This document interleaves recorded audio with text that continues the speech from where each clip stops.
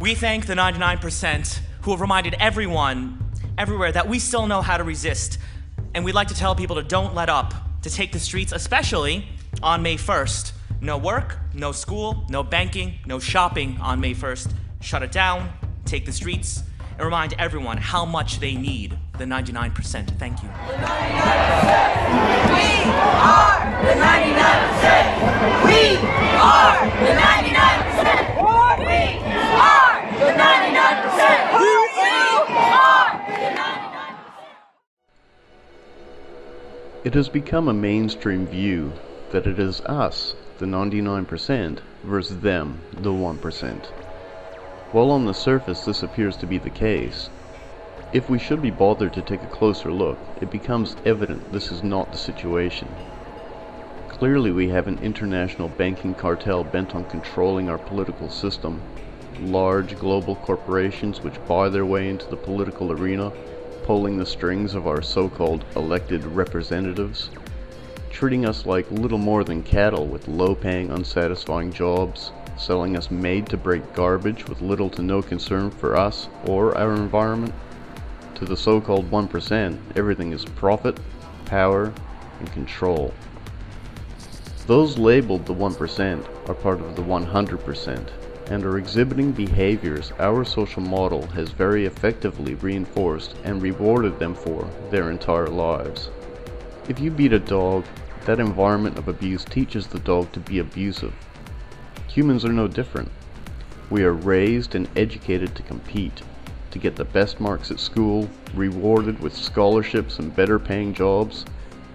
The one who can best regurgitate the mind-numbing crap we are taught through our adolescence gets the highest marks, is showered with awards, gets the scholarships to prestigious schools, and ends up in the high-paying job. Not that there are that many jobs, never mind high-paying jobs floating around these days. How many times during our educational process are we encouraged to question society? When do our educators question us about the relevance of our very social design? While we can identify criminal behavior, the ability to understand what causes people to act in a particular way can, for the most part, be lost to us. Why are so many people self-medicating with drugs like alcohol, cannabis, or heroin? Is this recreational escapism? And if so, what are these people trying to escape from? Why do the most violent amongst us have a history of abuse in their childhoods, yet get treated like this abuse is nothing more than a handy excuse? Why not understand the science and figure out how to go about breaking the cycle and what doing so may require? We appear to be so preoccupied with placing blame that we do not have the time or desire to look beneath the surface to figure out from where this aberrant behavior stems. Lock them up. Such an easy solution. No need to investigate the impacts of our social environment on our intellectual, emotional, and physical development. We can put these bad people in prison and get on with our shopping. It is not the 1% we should be harping on about, but the system that generates a 1% in the first place. It has become socially acceptable to hate on these people as if they are less than people, like they are somehow all that is wrong with our society. If we could lock these people up and throw away the key, everything would be better. What we appear to completely fail to understand is that even if we locked up the corrupt people, there would be new people ready to step into their place immediately, being as indoctrinated into the system as their predecessors. No matter how enticing it may be to point our fingers and blame someone, if we fail to address the social root cause, the social structure that reinforces and rewards this behavior with giant houses, fast cars, private jets, and extravagant salaries, we will relive the entire situation. People are not the problem, the system is, and we are all victims of this system, even the 1%. Growing up, many have dreams of becoming movie or rock stars, driving expensive cars, or just generally having loads of money. Then as time goes by, we find we are not stars, are driving used cars, and are scraping by trying to repay massive debts. This can lead us to question the fairness of the system. Even still, We do not question the validity of the system itself. Rather, we pontificate about how fair the system is and determine that it could be fixed with this reform or that. While the few that do experience a degree of success, if that is what we want to call it, are then subject to media scrutiny, are consumed by a desire to have more property, more power, more money. This system excels at generating the false needs and desires for more. We get the statement that the evil 1% are not going to lay down and let us change society without a fight. Like somehow we do not realize that of the 7+ billion people on this planet, the 1% represents something like 70 million people. When was it concluded that over 6,930,000,000 people had to ask permission of 70 million people to do a damn thing? Our biggest problem is not this nefarious 1%.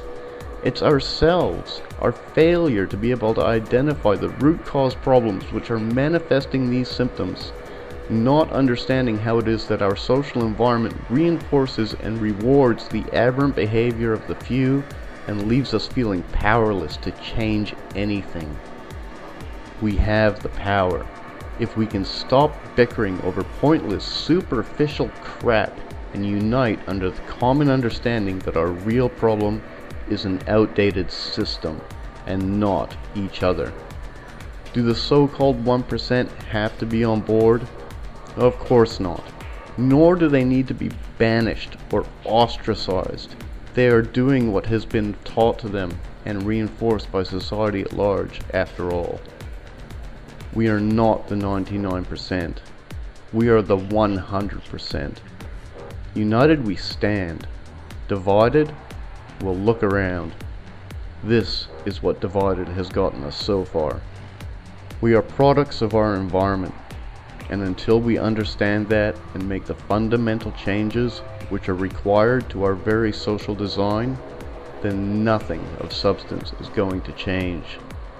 Without fundamental changes, we will continue to find ourselves in this self-perpetuating feedback loop, which manifests the symptoms we tend to misdiagnose as problems. It's not that they're bad people or anything like that. This is what the system has created. Simultaneously, let's remember that the market system requires constant problems. In order for the public interest in consumption to be maintained, problems and cultural influence is required. The more problems there are, the better the economy, generally speaking. In this system, it is inherently good for cars to break down. It is good for people to get cancer. It is good for computers to become quickly obsolete. Why? More money. To put it into a sentence, change, abundance, sustainability, and efficiency are the enemies of the profit structure. Progressive advancements in science and technology, which can resolve problems of inefficiency and scarcity once and for all, are in effect making the prior establishment's servicing of those problems obsolete. Therefore, in a monetary system, corporations are not just in competition with other corporations. They are actually in competition with progress itself.